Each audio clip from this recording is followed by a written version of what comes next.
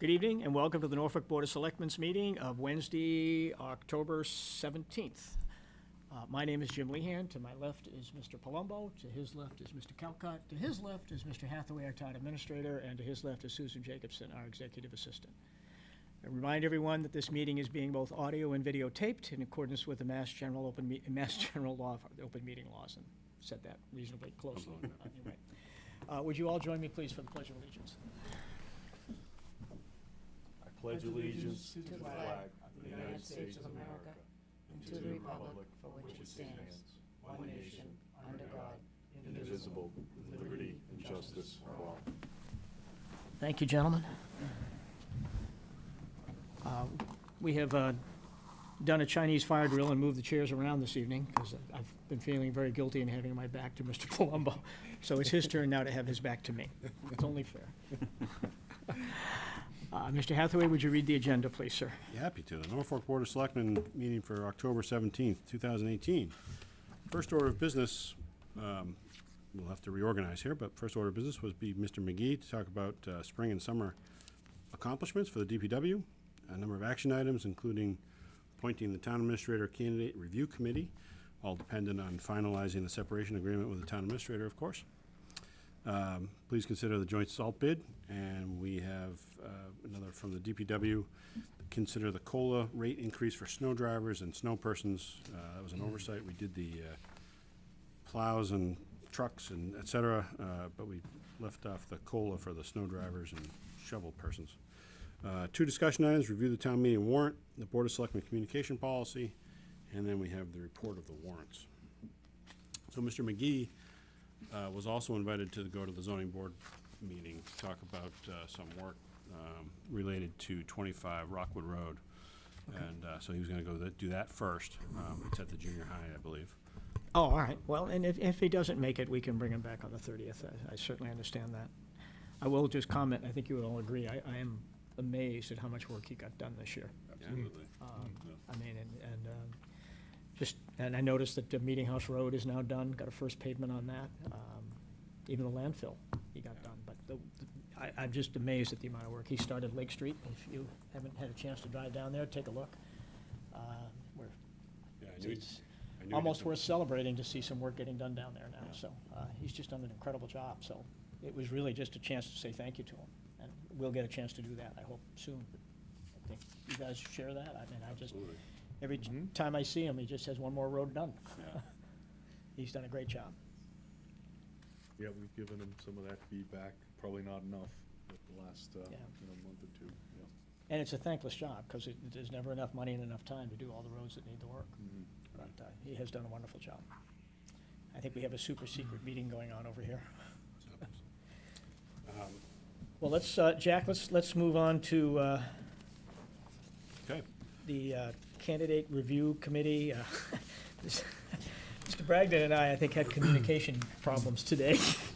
Probably my fault. So you probably got from him several versions of different things. This is the version I hoped you would put together. Okay. Well, last time we met, we had agreed on the 4 candidates you see, or 4 volunteers that you see listed above, and they have all accepted. Mr. Doyle from the Norfolk Schools, who is chair of the school committee, Peter Petrusik, who is deputy chief fire department, Scott Bugby, former selectman, and Mike Kaliza, not spelled correctly, board member. We had talked about 2 potential candidates from the police station. And both of them were approached, and both of them were not comfortable with participating in that. So I am suggesting that we go with the chief, who has been on the prior search committee that brought Jack to us. He's also in his final year of his contract, so there will be no other contract for the chief. So he's in his final years, so there's no. Yeah, he's not in his final year, but he's in his final contract. Final contract, yeah. Correct. Yeah, he's in his final contract. So there'll be no contract renewal for the chief. So I put that out to you. Also, Mike G. Surfaced as an additional volunteer. Mike is the chair of the King Philip School Committee. We had originally thought about putting Scott Bragdon on there, and Scott should be there because we need to have, there is a special, or not a special, there is a distinct process that has to be employed here. I mean, for example, you have to ask consistent questions of all candidates, you have to have, basic criteria for reviewing and Scott, and there's some confidentiality to that until they get to the finalists, so you need the HR guidance, but he could participate in a non-voting capacity. And if we did that, that would open the door for Mike G, or if either of you have another candidate that you would prefer to see on it, that's okay too. And then we need an add a citizen. There's an email from a citizen that came into us from Mrs. Kelly, requesting to be a candidate to participate, or any other candidates that you guys have any consider. I do not have any other citizen candidates that I would bring forward. Mrs. Kelly's resume seemed pretty good to me, but if you folks have any other alternatives, we'd like to finalize this so that we can bring everybody in on the October 30th meeting. Sorry.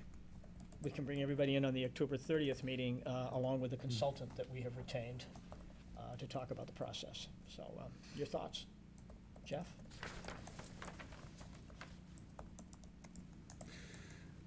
Well, certainly, Mike G, he's got some very good experience, and he's participated on the school committee for quite some time.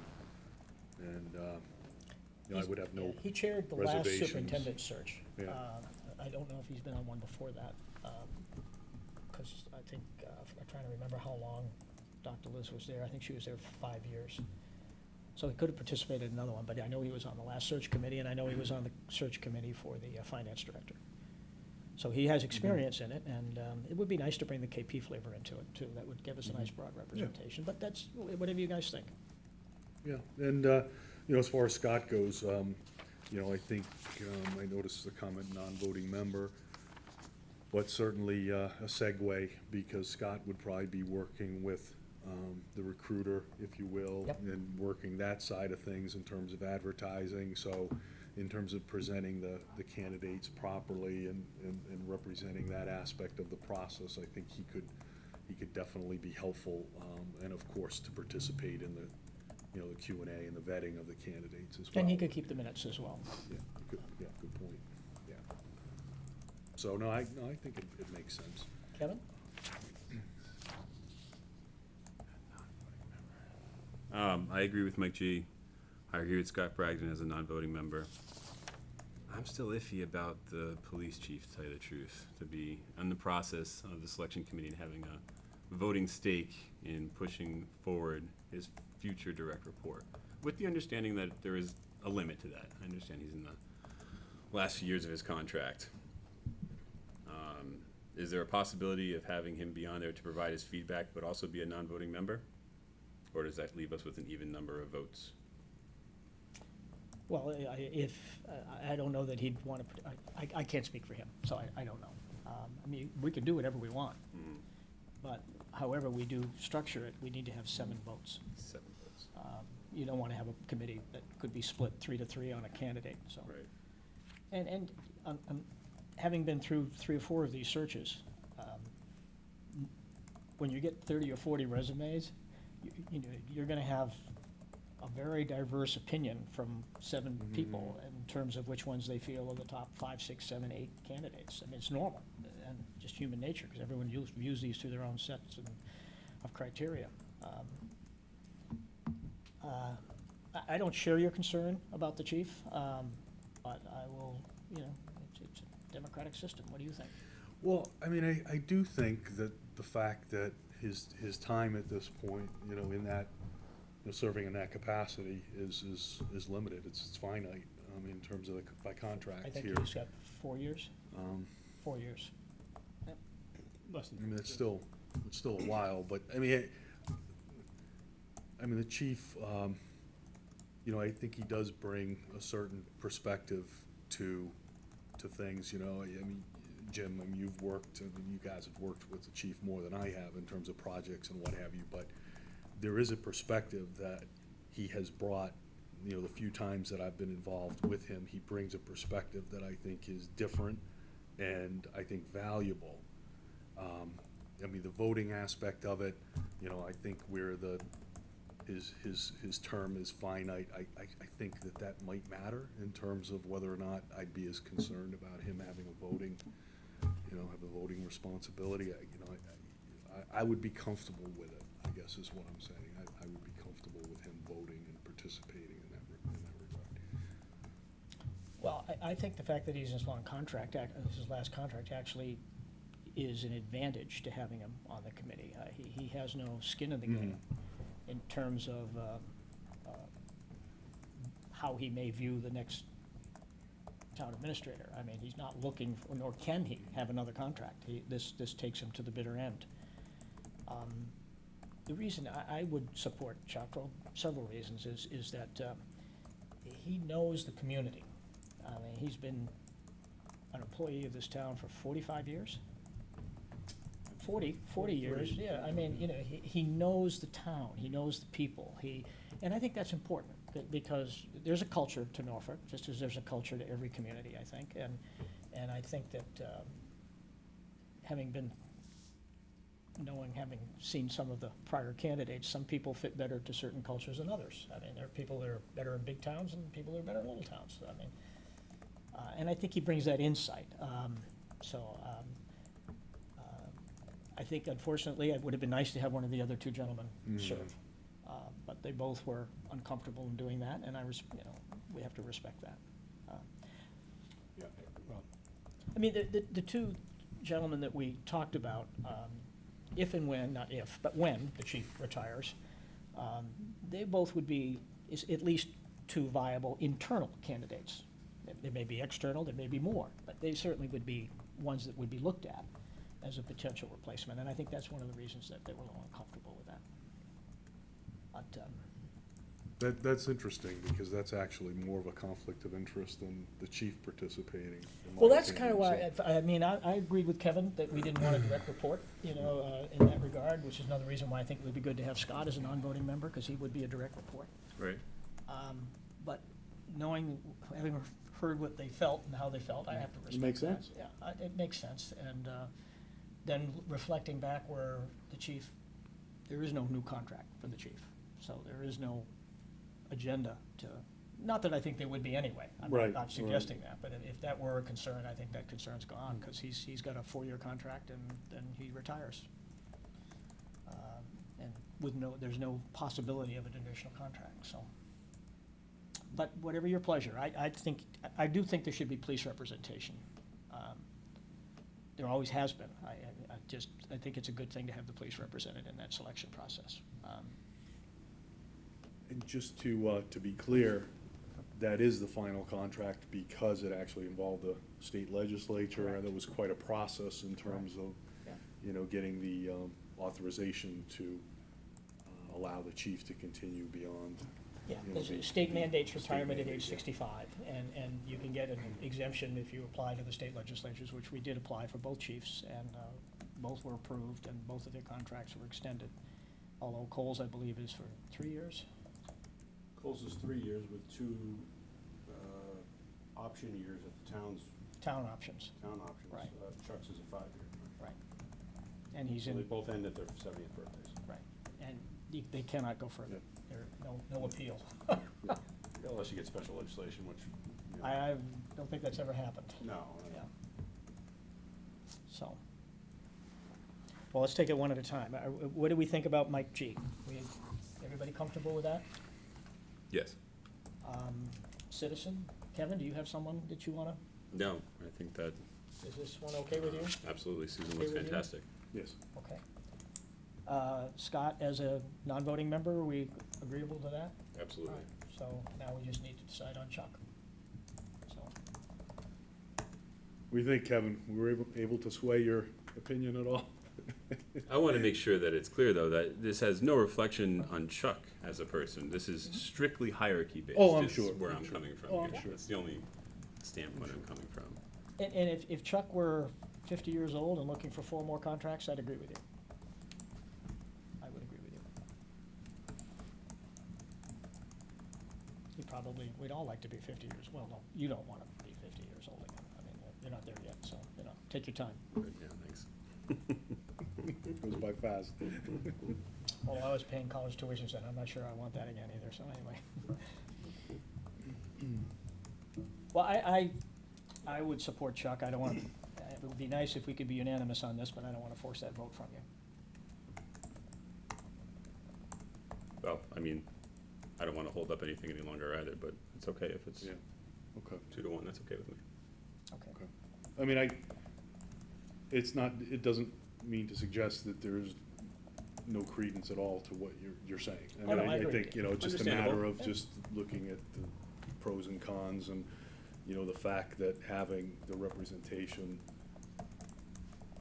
as a member of the public service community in terms of some participation and buy-in, I think that's symbolically, if nothing else, important, but I think practically important as well, is what so it's a trade-off, but Yep. potential perceived conflict. Yep. Okay. All right, so do I have a motion to appoint this committee as so designated? So moved. Tom Doyle, Norfolk Schools, Peter Petrusiak, Fire Department, Scott Bugby, former selectman, Mike Kaliza, board member, Chuck Stone, police. Sorry, I apologize, Susan Kelly as a citizen representative, and Mike G. from the King Philip School Committee, with Scott Bragdon as a non-voting member. Did you So say moved. Chief Stone? So moved. Second. All in favor? Aye. Aye. Scott has outlined a tentative schedule below. Remains to be seen. What we do know is we have signed a contract with a consultant to help us with this search.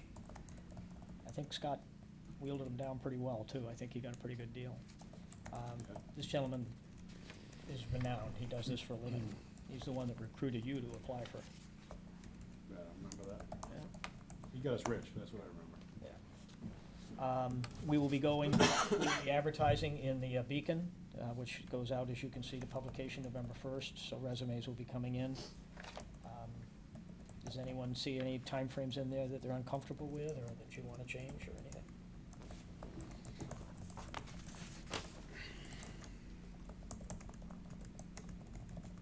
If we don't get to the final interviews until January, it's most likely that we would not have this person on board till March 1st, would be my guess. Because they're gonna, if they're currently employed, which most of them will be, if not all, they're gonna have to give 30 days' notice too. At least, right? Yeah, Wasn't Depends the on the majority contract. of the ones that we saw when we did our poll much longer than that? Yeah. 30 to 60. But that's one of the questions you ask in the interview process, Yeah. is, when can you start?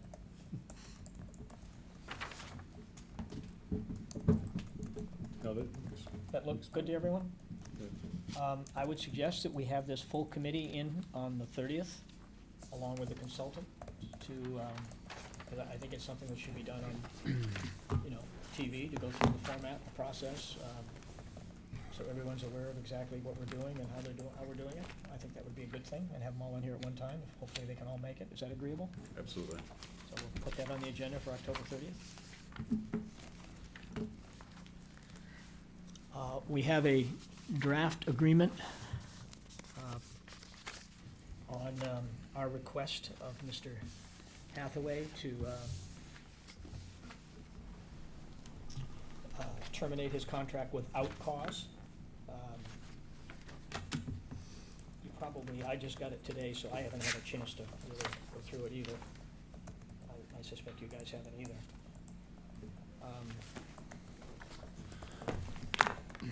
It would seem that something like this could take one page and then everybody signs it at the end, but in this day and age, with all of the legal terminology, it takes 4. Yeah, this was put together by Mr. Bragdon. We talked about the terms. Mr. Bragdon. We were working with an attorney who works with the Mass Municipal Managers Association. He has been painfully slow, so in order to try to get done stuff with this together. Take it back, it's 5 pages. When I did read it through quickly, and most of the language here, quite frankly, is here to protect us, which is a good thing. Yeah, I struck out all the language about asking for references and like that.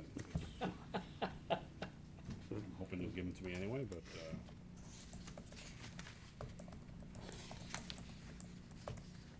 So, we can, I would like to ask us to vote the content of the agreement, subject to final review of the contract, and which we can sign on the October 30th meeting after you've all had a chance to review it and get any questions of Scott that you might have and any changes that we need. I don't think it's fair to sign this on 1 hour's notice, but I would like to request a vote on On the receipt, content of the on that, agreement. you know, we've received it, and Correct. we'll vote on Yeah, it. and then we'll authorize the signature of this on our 30th meeting. Is that agreeable? Yep, so moved. agreed. Second. All in favor? Aye. Aye. Okay. Yeah, if you have any, you know, you can talk to me or Scott, depending on what your questions and or concerns would be, and Seeing as we're looking for volunteers, we still need more people for the town, Government Study Committee. yes, thank you. I keep wanting to call it a charter committee. We still need more volunteers. Does anybody have any suggestions? Kevin, have you come up with anybody? No. Can we work on that over the next couple of weeks and see if we can't get this finalized? Right now, we only have, because you're no longer gonna be on it, we only have 4. yeah, Rob, Anthony. Rob, Jonathan Smith, Kristen. Kristen, I have sent appointments out to those. oh, and Chris Cleverton. So we have 4. 5. 5. Who's the 5th? Rob Garrity, Kristen Baelish. Bob Garrity, Jonathan Smith, Jonathan Smith, Chris Anthony. Cleverton. Chris Cleverton, Anthony Anthony Turry, Turry. and Kristen Balish. Okay. Oh, Anthony, I forgot. Thank you. Okay, so we have 5, but we need a couple more. Mhm. So if you know of anyone. I've not had anyone, I mean, they can start, I mean, they can all start, and, you know, it's gonna be, like we've said, it's gonna be a 2-year process. They should probably get started. What do we perceive the meeting schedule to be, like, twice a month or something like that? well, I was gonna suggest we bring them in too. And you've prepared an outline, some of the framework of this, and give each of us an opportunity to give our input individually as to what we'd like to see them take a look at. And I think that would be a good thing. You agreeable with that? Yeah. So why don't we get them in on the 30th as well, because the sooner we get them going, the better. I mean, they might have some recommendations for the spring meeting. You never know, depending on their willingness to meet. I think, you know, in terms of being able to, for lack of a better word, recruit a few more people, if that's the objective, it'd be helpful to communicate, you know, the expectation or what we anticipate in terms of the commitment, if it's like 2 meetings a month or something like that, because, you know, there are a number of folks that haven't really participated in town government in the past, and, you know, we would wanna share that with them up front, that they understand, you know, when the meetings would tend to be, you know, 7 o'clock or something like that in the evening, maybe 2 evenings a month. If that sounds accurate, that's helpful, so that we could approach some people and maybe get some subscription, you know? Sure. I just would like to get them going. I think Yeah. you all share that. We need to get them going. And I think originally what we had anticipated doing was getting them together first, and then almost letting them decide what that cadence Yeah. would Yeah, look I like. agree with you. Yeah, that was the thought. But we need to provide the framework, where the boundaries are in terms of what their responsibilities are. And you've provided a summary of that already, and Very high level. we can add or subtract from it as we see fit. But I think it's good to each of us give our own views on what that is, because I think we'll all bring something a little different to the table on that. Yeah, I would So suspect, let's get them all in on the 30th as well, Sue, if we could, or as I would- many as can. I would suspect they'd have probably 2 meetings a month of the group, and then Yeah. there may be some breakout subgroups that, you know, go focus on some other, you know, some details. Yeah, I know I remember the last one, and this goes way back in the 90s, they each took on a certain component of the project and then reached out to other communities. Mhm. I don't know if they used the MMA or not, but I know they went and visited other towns that had, for example, you talk about a recall provision. They went to towns that had recall provisions. I would think they would go to towns. That wasn't on the table at the time. Oh, I take it back, it was. I think that was one of the things they came back recommending not to go forward with that. Well, it's not important, one way or the other. they, you know, we want them to reach out to other communities and look at best practices and what towns do, so. And maybe the other thing is, as we've found over the years, you know, the summers, people shouldn't be too concerned about getting tripped up by meetings during the summer, because oftentimes it tends to be a period when we don't have so much activity, we don't tend to have so many meetings during that summer time frame. So, you know, if there's 2 meetings a month, the months of July and August, there may be a meeting, maybe there's 2 meetings or something over the course of a couple months, but people are taking vacations, that's understood. That Right. People who are participating are gonna wanna be with their families, so I think it can be a little overwhelming for people that haven't participated before, committing to something, you know, particularly if they're concerned about vacations in the summertime, stuff like that, but that's all manageable, See- it's see- manageable. See the problem with that chair now? You're gonna have a stiff neck when you go home. Yeah, well, yeah. This But is- I'm balanced. This I mean, is the it- best seat in the house. I just 50-50, realized so this. you notice that? This is the best seat in the house. Yeah. But anyhow, those are my comments. Kevin, you have any additional thoughts on it? No. or- No, good. All right, so we'll try to get him on October 30th. Okay. All right, Happy to good. do it.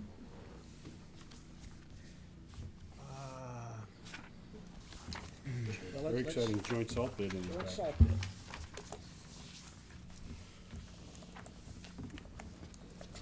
So we do Medfield actually does a joint salt bid with a number of towns, and the results are always put together by Mr.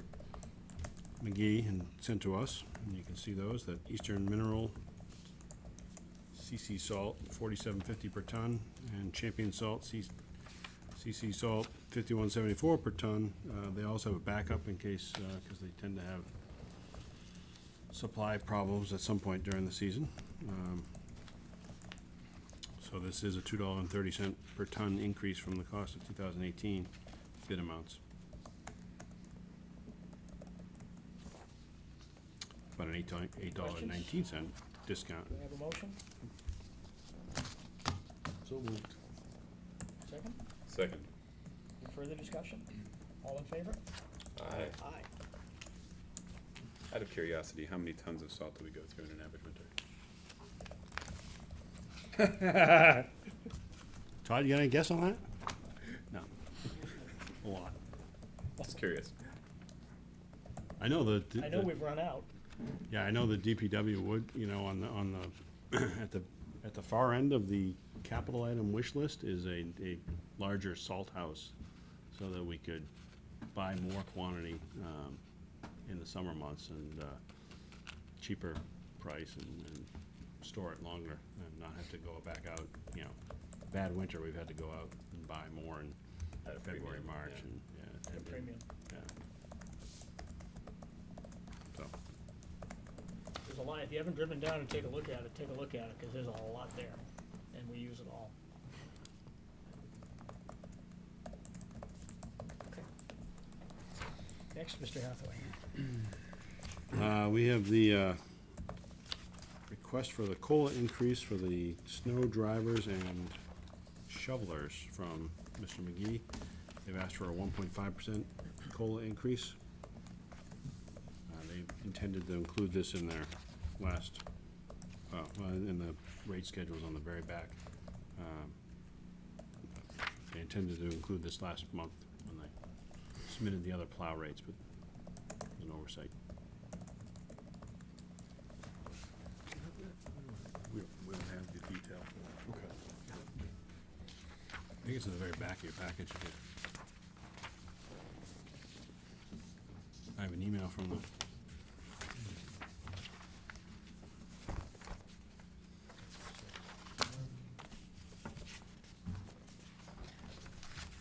Here, Jeff. Oh, Maybe, yeah, there maybe it none is. of you have Sorry, it, I don't know. there it is. I have it. There it I is. have it Yeah, now, sorry. Jack, Yeah. Jack gave it. I knew I'd seen it, I just couldn't find it. Any questions? None on my end.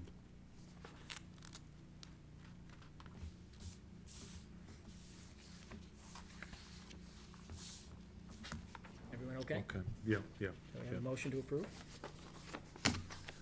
So moved. Second. All in favor? Aye. Aye. let me just get rid of the warrants. I move to approve the warrant dated 9/28 for the amount of $815,849.12. Move to approve the warrant October 2nd, the amount of $609,802.42. I move to a second warrant on October 2nd of $84,663.35. And the warrant dated October 9th in the amount of $667,266.71. Second. Second. Any discussion? All in favor? Aye. Okay, Kevin, let's jump to your communication policy. All right, so having just gone through the orientation, for lack of a better term. Well, did you go to the orientation for new selectmen? I did. Good for you. There was a lot of talk about, how this is outlined, how this is communicated, and how this is kind of structured. When I went back into our policy book, there wasn't anything that really addressed it directly. Agreed. So what I did was I pulled a couple of towns, a couple of selectmen that I had met there, and got some feedback from them, and got some sample policies, and tried to rework into something that I think reflects what our vision of our communication policy as a board looks like. This isn't only for the benefit of the board, but also for those that interact with the board. So there's a general understanding as to what the parameters are that we work within in terms of our responses and how that's done and the timetable in which they're done. So I wanted to propose to the board for a discussion tonight, see if you guys had any input or feelings about what I've structured here, and if everybody's good, or if there's some changes to be made, perhaps we could vote it into policy at our next meeting. Well, first, thank you for doing this. I know when I was on the school committee lives and dies by policies. And I mean, every meeting they have policy readings, and but there are a lot of reasons for that, obviously, when you're dealing with young folks.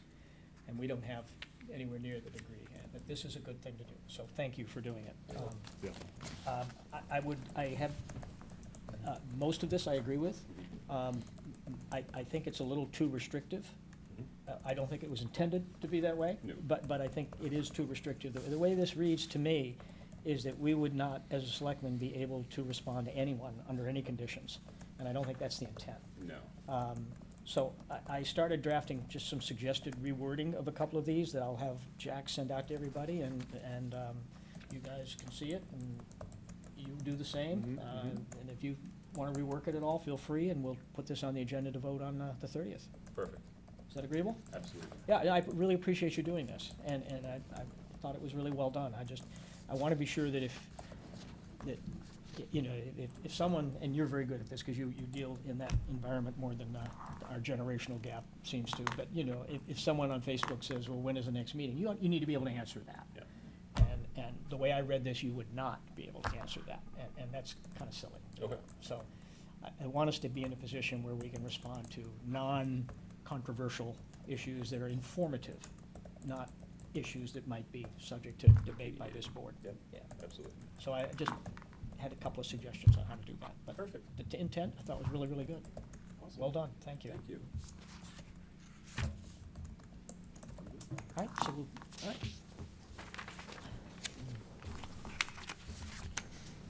I knew we would keep tonight as a light agenda, because I knew, Kevin, you were anxious to get back and watch the Red Sox tonight. Did you see David Ortiz's So reaction to the grand slam? Did you see that him and A-Rod had a bet?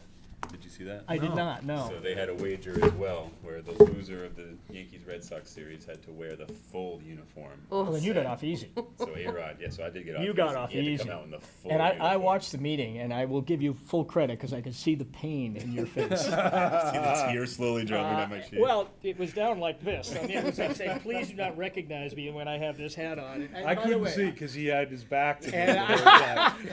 And I want you to know that I would have suffered equally had Yeah. I had to wear the Yankees Yep, hat. yep. So you were gracious to do that. But I did see the pain in your face. Yes, it was there. It was enjoyable. Did I say that? Those wings almost fly. Yeah. So, Mr. Hathaway, do you have any other business? You have a new version of the warrant. Okay. Nothing has changed in it, other than I moved, per my esteemed finance director's request/suggestion, we moved the bond article up to number 1. The reason is so that you know, that should be that should be really a no-brainer. All it does is allow us to take the premiums that we receive on bonds and apply them to the capital project. We wanted to move that before the transfer articles, so that in the transfers, we can then move any money from the premiums into the capital projects. So we need to have that authority to do that first. So that's the only change. I think Article 13, I'm still working on with Representative Dooley and Mr. DeLuca. I'm not sure we actually need that article.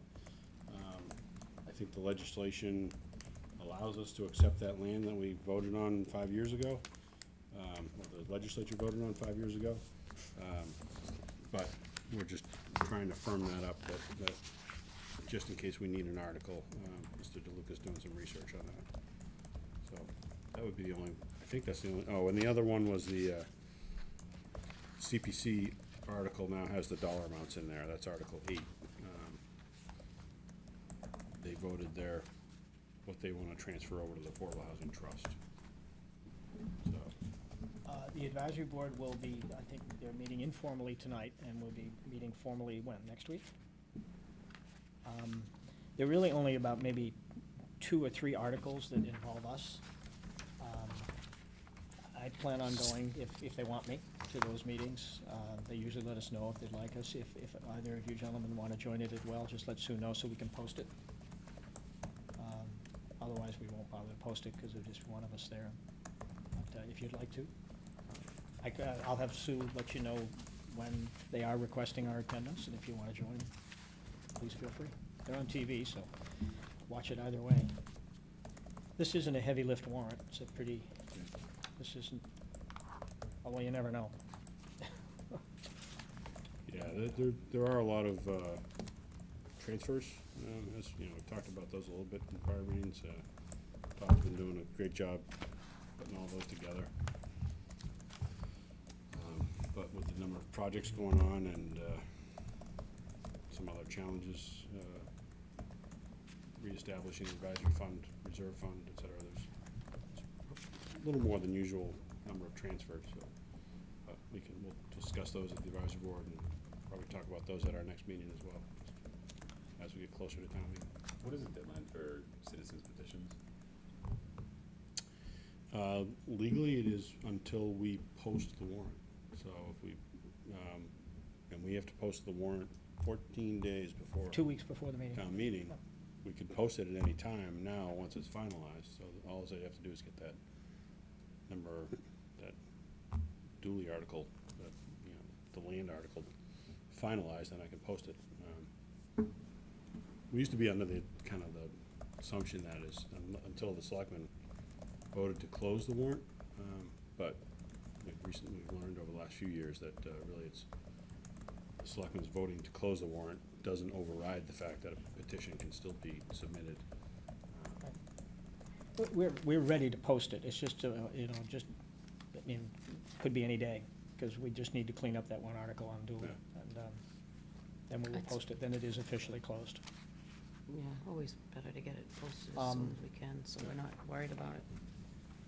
If any of you get a chance, I would recommend, if you get a chance, to take a trip down and see the police station. I spent a good amount of time down there this week, unfortunately. But we are very close now. They're doing all the wall boarding. It looks like a building, looks like a station.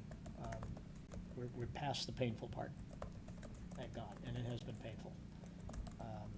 So we're on the home stretch. They're optimistic that this will be operational in January, so, Pavement's down, yeah.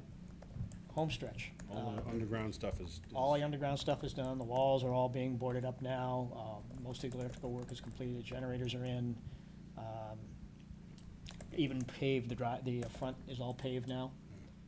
It's not landscaped yet, but it is paved, so the equipment is arriving hopefully in December. So we're on the home stretch. What's the timetable for the rec? It would be the same time, would I mean, be. the building will be ready, the equipment in, but the rec won't be operational. They'll go through, I think, 6 to 8 months worth of testing? Not that much, but a couple of months. They're trying to work on a before January, they're trying to work on a date where their big room will be available in their IT room so that they can start getting obviously the equipment is the important thing for them, so that they'll have 2 or 3 months of getting the equipment installed, and then another couple of months of actually training the employees on it, and so it's not quite 8 months, but maybe 4 or 5 months that from the time they get the room released to them. I think they were hoping July 1st to be operational, Yeah. if I remember the Yeah. date. It's exciting, and I see that there's a new one coming into play now, Foxborough? Foxborough, yeah. Yeah, that was kind of disappointing, actually. I was hoping Foxborough and or Mansfield would join us. I think there are 4 or 5 towns that are gonna be in that one, I believe 4. 4, yeah. Foxborough, Mansfield, So we're the second, they'll be the third. maybe Sharon. And I suspect it'll be the case across the state before they're all done. It's a good thing. Yeah. But good on, I mean, it looks like a police station. And, take a tour inside. Don't get locked in the cells, I don't think they have keys yet. But yeah, a lot of good things about it. Cruisers will be inside for the wintertime. So we don't have to leave them outside running 24/7, so they don't get iced up on an emergency, which is what we had to do up until this point in time.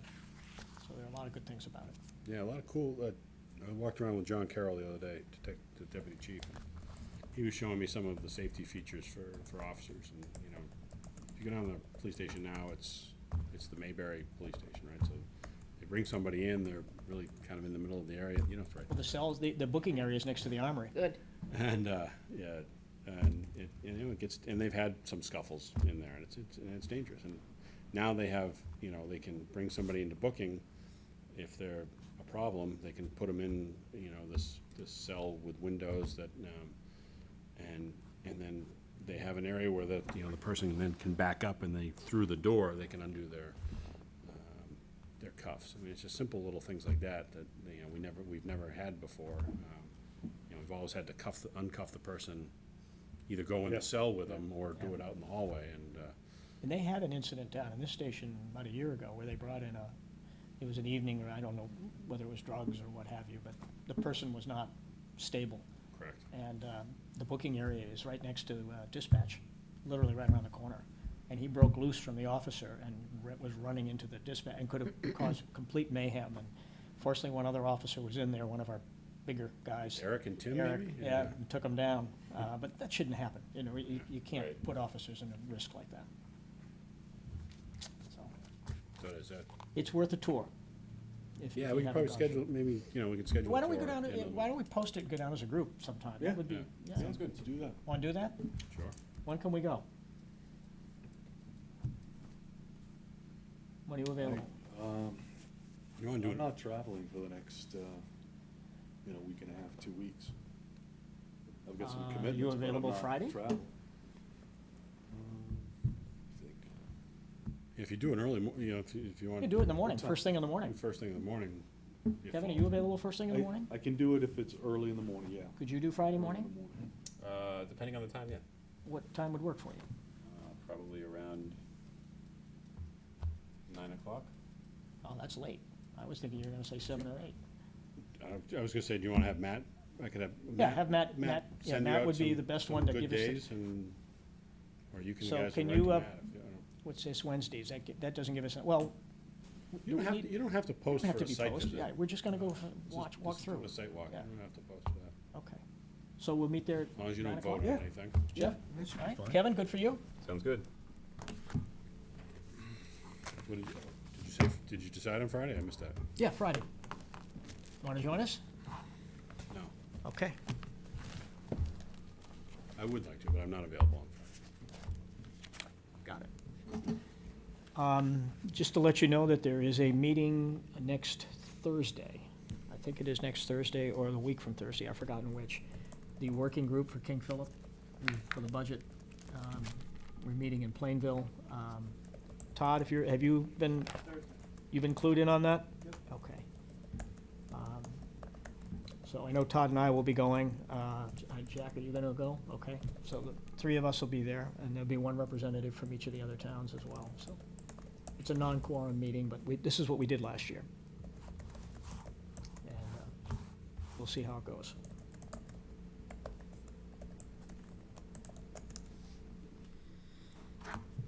I don't have anything else. Beth?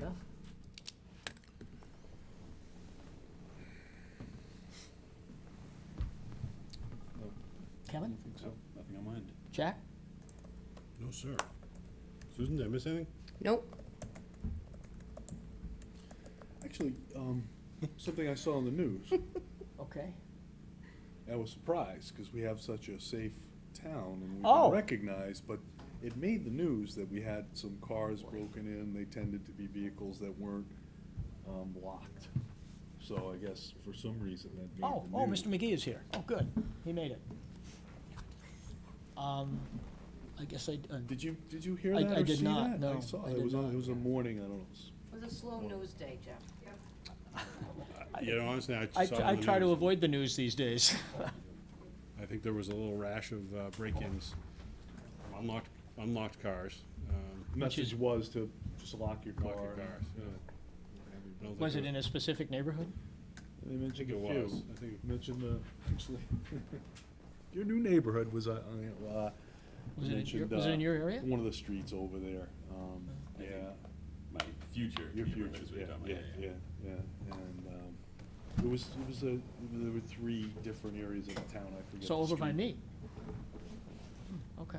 Yeah, the other side of, The Mountain Rock side, I think. Yeah, Yeah. it appeared like they went to neighborhoods where there were lots of streets and houses, yeah. you know. It was Pheasant Hill. Going and Pheasant- finding out Pheasant- Just about going cars. to, It was Pheasant. right, to see what Well, cars were. on the road. ironically, did you see the note from Chuck on the statewide safest town reports? Did you guys see all When did that? that? It came out this week. Was that the one where we were second, right behind Wayland? Yes, Yeah. yeah. I did see that. We were the second safest town in the country. Second safest state. Until town. Pheasant Hill happened. Until Pheasant Hill happened. Well, that Well, was, those only violent crimes, Yeah, yeah, that that- accounted for that, well, so we're that's good, true. we can do as many break-ins as we want. yeah, keep it to cars, is that the rumor? But that was, there were, I think, 3 towns in Massachusetts that were in the top 10 in the country. Wayland was 1, we were 2, and I believe Norton was the 3rd. They weren't 3rd, but they were in the top 10. Really? So, Yeah, usually it's Hamilton or, yeah. anyway, interest Mr. of, McGee, we're glad you made it. Did you survive the ZBA meeting okay? Yeah, went fine. Good. Join us, please. Barry, you wanna join us? Yeah, come on up. His last name. Barry's last name starts with an L, and that's where I stop. There's a V, there's an S. Yeah, there's a lot of them. Well, we wanted you to come in, and we've already bragged about you. With the amount, all 3 of us, I think, are amazed at how much you got done this summer. Just, you got a tremendous amount of road work done. And the roads were probably in the toughest condition that we've had in many, many years. So we wanted you to give a chance to share all that good information on how much you did get done. So thank you for being here. We can actually pass these around. Hopefully have some info. I do have a PowerPoint if you want to pull it up on the screen. You guys up for a little entertainment? Oh, yes. Absolutely. I put a little time into this, and I just turned this into his show. I think you'll find it informative.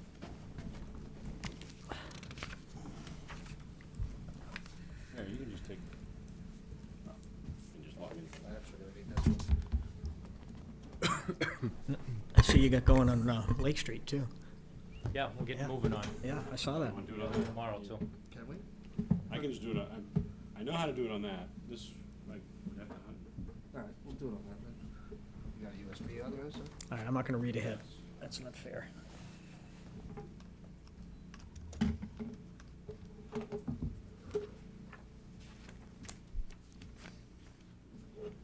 oh yeah, you're gonna have to do that.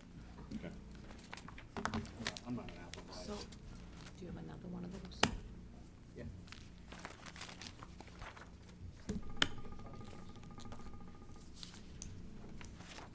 Thanks. Nice stuff. Just for the file, Bob. Sure.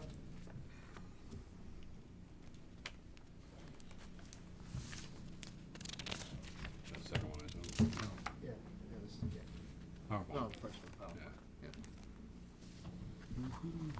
the talking, I'll do the moving.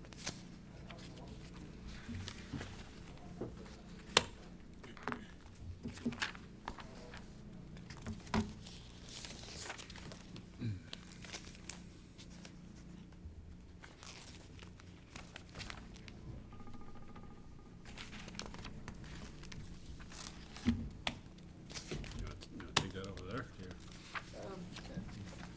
Wherever you want.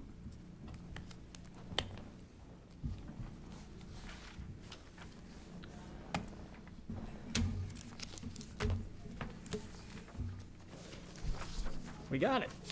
Okay. Just use the arrows. Yeah. When I knew that, when we knew that you wanted us.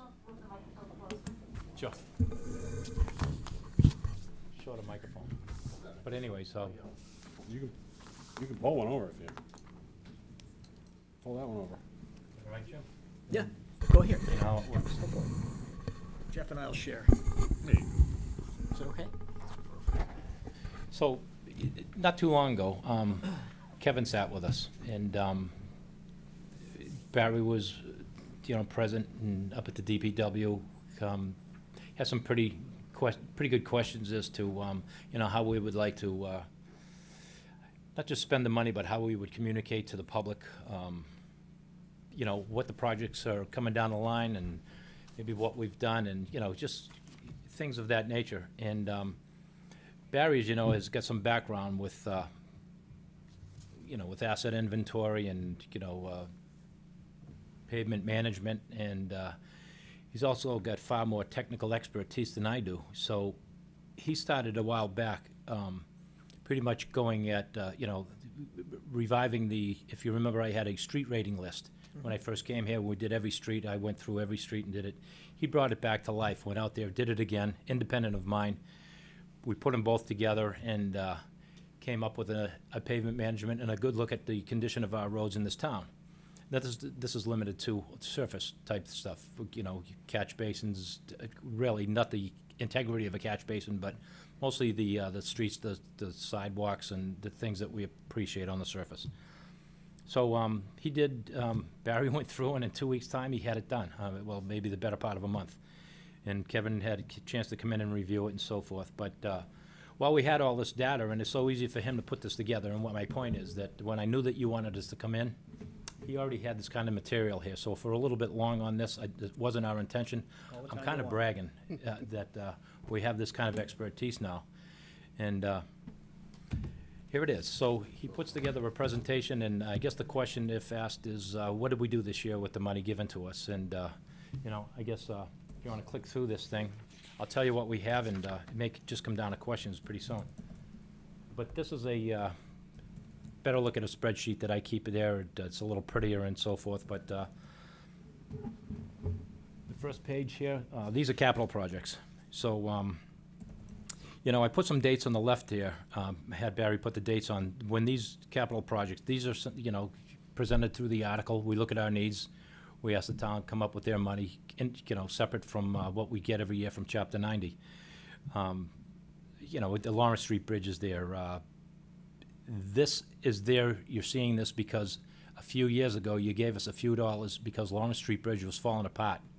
And this is where we went in with our local contractors, and we reskinned the wing walls, and we put like a capsule over the decaying concrete, and we saved the life of that bridge to get to where we are today. And it looks like it's going to remain through this new project. So that's what that was, and that was $64,000 was given. I'll try to go through. I'm not going to bore you with all this stuff. You gave us this money, you remember it. But it also included the Diamond Street culvert that was failing us and backing up, and so we put in a bypass pipe. So we replaced the pipe that was there. We put one next to it, so if this one and the beavers decide to clog that one up, they're gonna have to clog two up because we put another one next to it. So that paid for that. That's done. Put up guardrail, little countryway. It's kind of pretty. So if you look at the town roundabouts, if you remember, we had concrete brick pavers. The brick pavers in New England are just no good. It came to us as a freebie when we, if you want to call it, through it. Was it a tip project, Jack? BWED? Yeah, it was. We put those in. The concrete just doesn't hold up with the salt and the sanding and the cold and so forth. So we came back with We used most of the subsurface work, the foundation of that brickwork, took the bricks out and put in cobbles. We were able to find a thin enough cobble to match the width of a, Just for people that don't remember or don't really know, because I've heard people say, well, why did we do that to begin with? It wasn't our doing. That was a state project. Right. That's the way, and when you get these projects, you do it the way the state wants you to do it. You don't have the options. And so it was done that way because that was a state project and what they required us to do. We knew then that it wasn't gonna last. So, so as it turned out, it wasn't a great expense. And we have a cobble there that is gonna last, and my selling point back then as it is now, it was cobbles in London, England, and Boston for hundreds of years, and these cobbles should stay there. Every year it needs a little bit of pointing and maintenance, but other than that, so doesn't everything else. If you make improvements in the center of your town and you don't paint the iron rod fences, stand up a curb here and there, you know, it's all gonna fall apart. So a little bit of maintenance every year, those cobbles will be there good. So we have another little cobble project going on at the library. So instead of just flooding the town with all this, it was just a little bit more, a little bit of funding this year, and, you know, short amount of money. Actually, I'm sorry, it was money left over from the original appropriation that we still had, because we didn't want to do them all at once, so we're going in and we're doing the library. So, you know, these are some of the projects that we have open, have, in some cases, completed. Like I said, we'll be here forever. If I go down and explain the details of each one of these, I'll be glad to answer any questions. On the next page, is that chapter 90? Oh, these, I thought it'd be important for you to understand and the people to appreciate where their money went with regards to equipment purchases. So capital in the DPW doesn't only support projects, it buys us our equipment that we need. And you can see the dates on the left, you know, I could have easily put in here money that you had given us in our purchases from 14, 15, 16. But again, this is the money that you gave us, this is how it was spent, and we're still waiting for one truck, if you can see at the top there, that, no, actually, that's just a small balance. There is one truck that hasn't come in yet that's been paid for, but these are the things that you approve for us, and glad to have them. Next page as we move on is the appropriations from Chapter 90, and again, I went through what is current, and I didn't bother going back in the year. You can look at this Chapter 90, this page that we're on right now, but the second page is a little bit more broader. You can see that this is our accomplishments for this year. To the far right, as you can see, there's the mileage, and I think if you add this all, oh, it is added up there. yeah, go down. Almost just 4 miles. Go down them, Bob, for people at home, just because you've done a Well, tremendous amount. Early on, you know, the story goes like this. There wasn't an awful lot of money this year. You gave us a lot of money last year through, supplemented by article projects. So one project could kind of like drift into the next year where you put a stop to it and so forth. But Jeff made a good point. Well, you know, how do we take care of our streets when you don't have a lot of money? Can we go around and do some just patchwork and stuff like that? You remember the conversation we had? That's actually, unless you knew this, that's actually a program in many towns. What you could do is it's a permanent patch program, whereas you can just square off a bad section of street, or you can go curb to curb and just cut it all out and replace it instead of doing the whole street, which everybody would like to do, but you can't always afford it. So we went through every single neighborhood and found out, you know, and surveyed through a survey, found out where the defective streets, parts of the streets were, and we went through a lot of them. So what you probably won't see here is that we've gone into a handful of neighborhoods. We went, Cape Cod Estates, spent a lot of time up there, and we did sections maybe the size of this room or just the size of this table. But when you watch through town, and we took out sections of bad street, we put it back in, where the rest of the street probably could have used some work, it still didn't need it this year. Maybe next year's a different story, if it'll last for another 5 years. These streets are more, this is more a lengthy effort here, so you can see what we did with Cleveland Street. We took it from Rockwood Road down to, Holbrook? Holbrook, down to Holbrook Street. Wednesday night. And plenty of there's plenty of spots that need to be paved on Cleveland Street, but most of it was down there a development where they were coming in and out with their trucks. Didn't want to put new pavement down there for them to ruin it. Let them finish their project, look down. So that's the thinking behind some of this. Diamond Street was, just short of a dirt road. But, Yeah, it looks good you know, over there. And you're right, it's a great little road. Yeah, But you it's know, a cut-through, everybody uses it, yeah. this really isn't anything to be proud of. What you, normally, when you have the right amount of funding and stuff like that, you take a street and you go out and you do all your shoulder work and your grooming, you take down the trees that need to come down, and you do some, rebuild the stone walls. We really didn't have to do it here. And Diamond Street's a gorgeous little street, but if we had our ways to do it, we'd take down the poison ivy vines and all that stuff. We just didn't have time to do it. So we milled it, we paved it, and we kept moving on. So you can see that we did Diamond Street, and, you know, these aren't in the order of where we did it, but we went from Diamond up in that area. We did North Street, sections of Union Street, and because it wasn't a lot, we had worked with the town planner to confiscate a bond at Saddle Ridge. So that makes it more attractive for the paving company to come in. They don't want to come in and spread 600 ton. They want to come in and spread 1,000 ton, and that's how we bid it. And so when we were doing Union and North, they did Saddle Ridge, and we got a subdivision fairly well developed and almost complete. So that's kind of like the planning part of this. So, you know, you move down here, and we had another phase of Chapter 90 where we took on Myrtle Street and River Road. At the same time, Jeff, that we were in here talking about the permanent patch, there was a gentleman here saying, you know, what about River Road? We were spot on, and it needed it. And there's still a few more streets that are in that kind of condition. We still have, like, School Street and Short Street we need to get to, and that's this year. So we did Myrtle for a stretch there. You can see the lengths, and we went down, and we skipped and hopped, and we did a little bit of that permanent patch until we got to River Street, and then we prepped that, and we did a good length of river, and there's still more to do on River Road. So moving down here, we did the intersection of Rockwood Road and Boardman. That was a real drainage problem that you've brought to my attention many times. You know, we had to stand up a little bit of curb. We had to install a new catch basin. We had to open up a pipe that we didn't know where it went. What goes on underneath Rockwood Road, it would amaze you. I mean, there were pipes going just all over the place. So it took long enough just to figure out how to do it. But if you go out there now, you won't see any water. So it's working.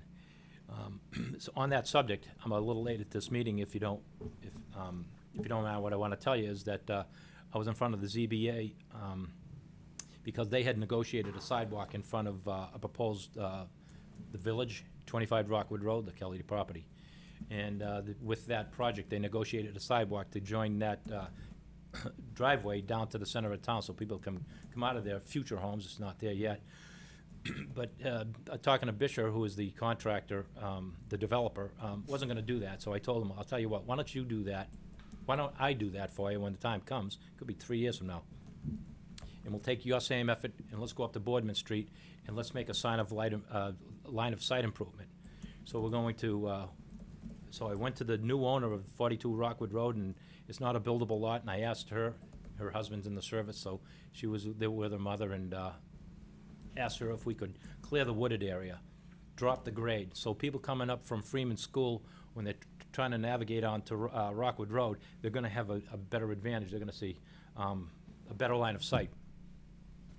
So he's gonna do that, and I'll swap the work off with him. Makes good sense.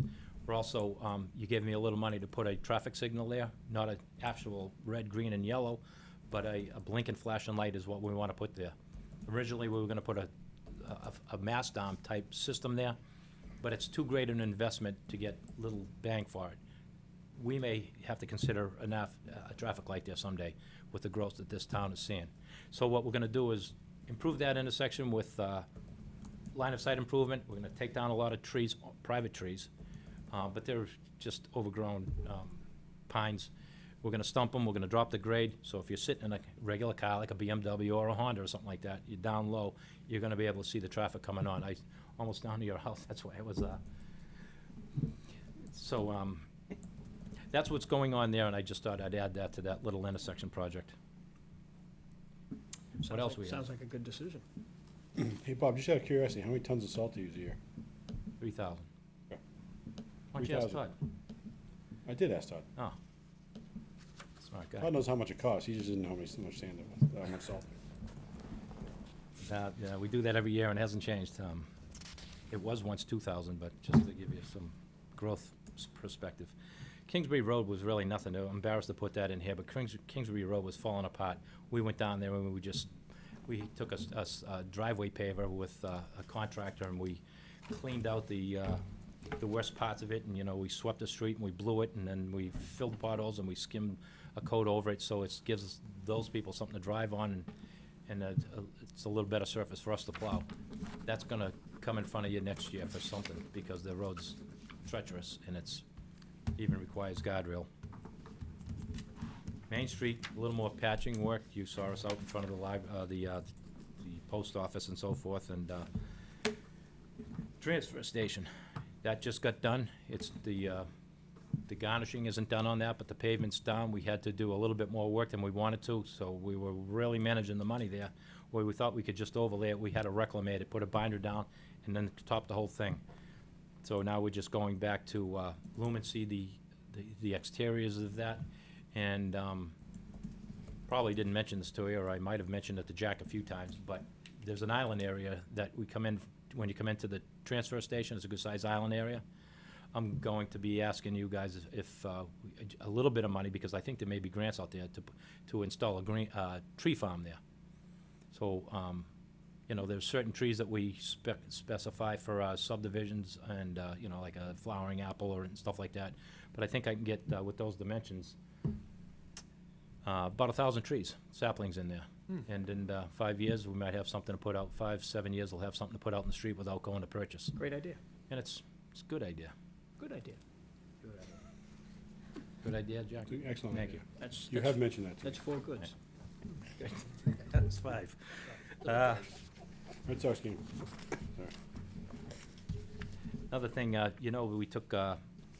we made an agreement to take over the finished product up on Meeting House. That's been reclamated. That was done the same time we did the transfer station, so the contractor, again, using volume, we made it work. So we did a little bit over at the transfer station, went up and we reclamated the whole Meeting House from, I know you know what I'm talking about, from Liberty Lane up to the roundabout up there. Today we're installing curb. Looks terrific. That's a big deal. That road was horrible. Right. We have some sidewalk to put in, the curb will be put in. The curb usually is a nice benchmark for the sidewalk height and so forth, but, and then we'll come back and we'll plant trees and do a little bit more up at that roundabout, going into the Castle Road neighborhood. So I think you're gonna like it, but we're not gonna top it till next year. So we finally get the elevations up to the catch basin height, Yeah. after all these years? Well, right now, you're not gonna see the manholes because they're under asphalt. So when you reclimate a street, you drop the manholes, and you don't need to drop the catch basins because they're off to the side, you go around them. They have to be raised up, and when they raise up, they'll go 1.5 inches higher than the binder that's there, and then when we top it, they'll meet grade and stuff, but you know what I'm talking about. Oh, it's got a long history, yeah, I know more than I wish I did on that one. Listen, some drainage improvements that went along with some of these roads on the next page here, and I think I talked them all out, so you know what, I didn't go in order here, so that's what that is. And so we got some other things going on. I mentioned to you about the cobble, the library's got a cobble rock, sidewalk going in, crosswalk. We're only doing one so we can leave it open, and then somewhere in the future, we'll do the last one, and then we got a couple more to do up in Liberty Lane, and cobbles are done. And we'll be doing the crosswalk tomorrow. So tomorrow and Friday. Yeah, so the crosswalk's going in tomorrow. Well, the demolition is, and then they're gonna do it the next day, right? Bob, talk a little bit about the City Mill Pond, City Mills Bridge and the dam. Well, that's something that, it's not getting any better. I know. It's a real pinch point. It's a real high-volume area. It joins Franklin to our town. The Franklin residents use that a lot to get to our MBTA, because there's a lot of parking that comes from there. But more importantly, that is a monolithic type structure where it is not only a bridge, it's more of a dam, so it holds off the City Mills Pond. Right. And it's starting to deteriorate, so if you get out of your car and you look over the side, you'll see where the water should come through the spillway, it's now coming underneath the wing walls. So for water to come underneath there, it had to have taken the fines that were there, so underneath, there's probably some, what they call nesting in the engineering world, or bridging, or, some hollow spots. So thankfully, and I think we have Sean Dooley to We had thank. engineers out there earlier in the year looking at that. Right, we did. Well, we have no choice because it gets inspected by the state and we get warned, do this, do that, or do something. And with all that was going on in the town, I mean, for us to go ahead and replace that bridge, I think it's 3 million hands down. Don't even want to have that conversation right now. In the way of safety, you do. I mean, so what we look is, what is it we can do to stave off some time? So we have a bond for $150,000 right now. That is not reimbursable. It's money that we have right now to finish that, Do some more engineering work. Stabilize or whatever. well, no, there's some physical work too. Yeah. And actually, there's an agreement that I have to sign that I mentioned to Jack and stuff like that. But it's, what we're gonna do is we're gonna do a hydraulic evaluation, find out, the, what's going on with where the water's going. Some sonar detection, so they're gonna kinda like maybe do a couple of holes in the road. We can never shut that road down. I mean, the chief has spoke his mind on that, so it's gonna be very difficult. Just for instance, if we were gonna replace that bridge, we'd leave that one there and we'd build the one next to it, but it'd have to go across the water, closer, and take that real sharp bend out of it. So I think the next generation is gonna see that really happen. But for right now, with the $150,000, I got a proposal in here, and so what we need to do and what's been identified through the state is that we need to take down all the trees and the brush along the dam, because the DEP just doesn't want that kind of root system in there. Doesn't mean we're gonna stump them, they want that to just naturally deteriorate. This is more up Barry's area to explain, because he's got quite a bit of an environmental background. He was out there when we were talking. So we're gonna spend, so we have an agreement to spend approximately $42,000 of that this year. And then with the findings that we have there, we'll have the balance of 150 minus the whatever we spend here to actually do some construction work. Another little part is almost like what we did down on Lawrence Street, where we skinned the deteriorated. We're probably gonna go underneath there and suspend some forms, put some concrete in there, and see if we can't support and not extend the life of the concrete that's already there. More detail to it, I mean, but if you're interested, I do have a proposal that, and I'm waiting for Jack's signature, unless, I was gonna ask him if he wants me to do it, because I just got it the other day. City Mills. Okay. Yeah, I know that's been a problem. Well, you guys have done an incredible amount of work. Yeah, we need to get out to School Street this year. We've made too many promises that I can't let that go. We can't let that go. So I may come across actually, I'm sorry. We have a project request with a balance in it. When the bills come in from all this work that we just explained, with that balance, we want to go out to School Street and, School in Short. It's right on the Franklin line, if you know what I'm talking about. Yep. Finish that, and that, then we have Lake Street. So we're busy with a handful of projects. The Lawrence Street Bridge, which is going on, City Mills Bridge, that's I just explained, Lake Street, and we're trying to get this in before a wintry season. Gentlemen? Well, I mean, aside from the incredible undertaking that you guys have taken over the last year, you also took a large undertaking in having me into the office and trying to explain pavement management to me, with my knowledge of being fairly pedestrian. Get it? No? Okay, forget it. No, I tried. So I do appreciate that, you guys taking the time to listen to me, talk through things with me, knowing that I really wasn't an expert in this situation, but helping me to understand a lot of what you do and how you do it was incredibly valuable. I look forward to coming before the board and probably the next meeting to talk about our plans for the GIS mapping overlay and making that available to the public. Yeah, we're in the process of that right now, so we're working with a new GIS company. So the town terminated the contract with the previous one, we have a new one. So we're in the process of viewing our data, setting up our site, reviewing the internal site first to get that up to snuff, and then we're gonna see what we're gonna put on the public-facing site. So that'll be a discussion we could have to figure out what layers we wanna show on the public side of things. But I think the pavement management will be good. It'll be a color-coded map. There are roadway ratings. Basically, we rate the roadway 0 to 100. 0 is the worst, 100 the best. I think I took the approach of more of a letter grading system, a little bit easier to understand, A through F. It'll be color-coded on the website that way, on the the GIS site that way. We've also talked to IT about getting access to the DPW website internal, so we can start posting some more information about projects and things that are going on. I've had a lot of response from residents asking, you know, can we know more what's going on in town with the DPW? So we're gonna kinda get into that a little bit more in the near future. Big thing for us, my world right now is we're looking at the stormwater, the MS4 compliance. So the NOI was submitted on October 1st. We have a year to get our ducks in a row. We need to do a lot of mapping, looking at our stormwater infrastructure and planning for the future. The other one that's kind of coming, kind of a surprise is Public Works. Well, all municipalities are now under OSHA. So we have to look at bringing up standards and certain things at the DPW. So that's gonna be a big effort this year. Yeah, how much, I mean, I know we're going through that with the fire department. How much of that's gonna impact you, do you think? A lot of it. I sat through a training last week. It was very eye-opening. I have a series of checklists and information I need to go through the garages and kind of get our ducks in a row. I think with any of this stuff, any of the compliance information we're looking at, it's coming with a price tag. Yep, And always does. Yeah, it does. So I need to kind of sit down and really assess where we're at to see what kind of numbers we'll be looking at in the future. Yeah, that's been kind of thrust on us over the last 12 months. Yeah.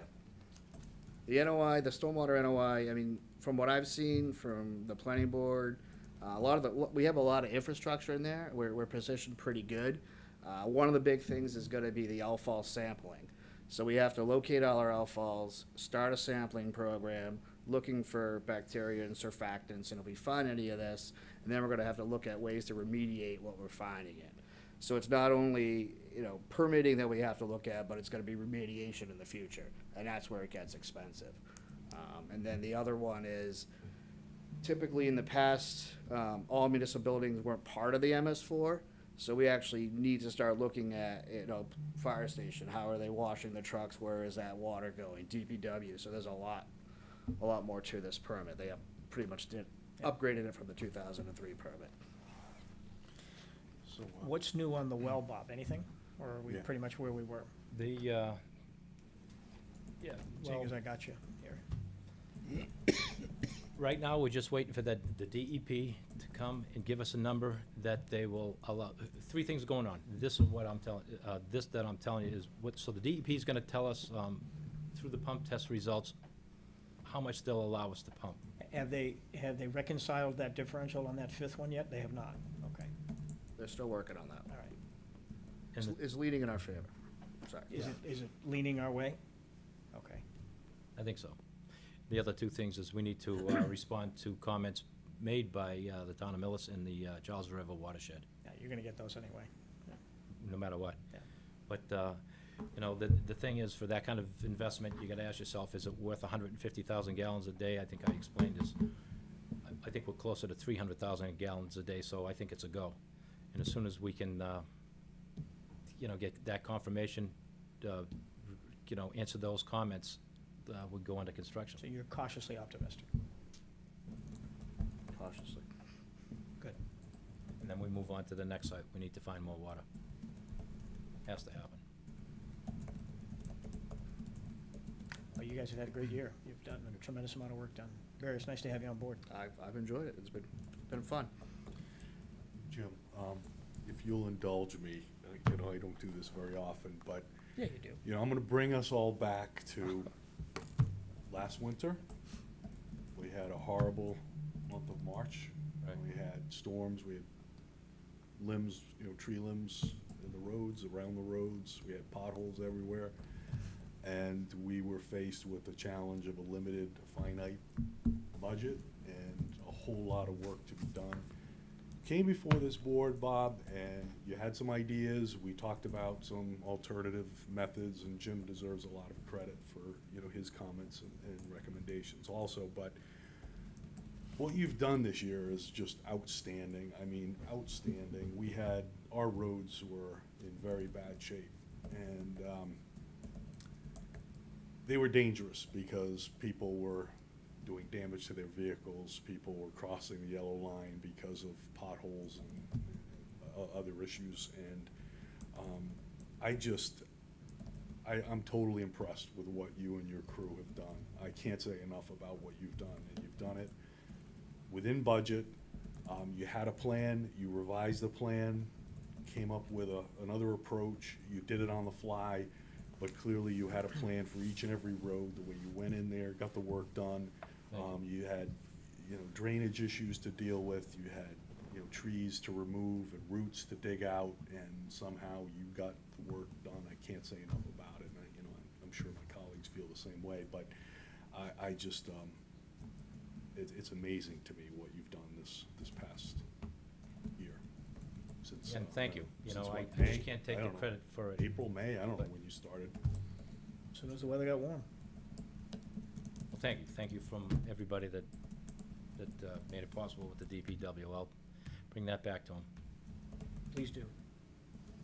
I'm confident Mr. Palumbo spoke for both of us. Absolutely. I have,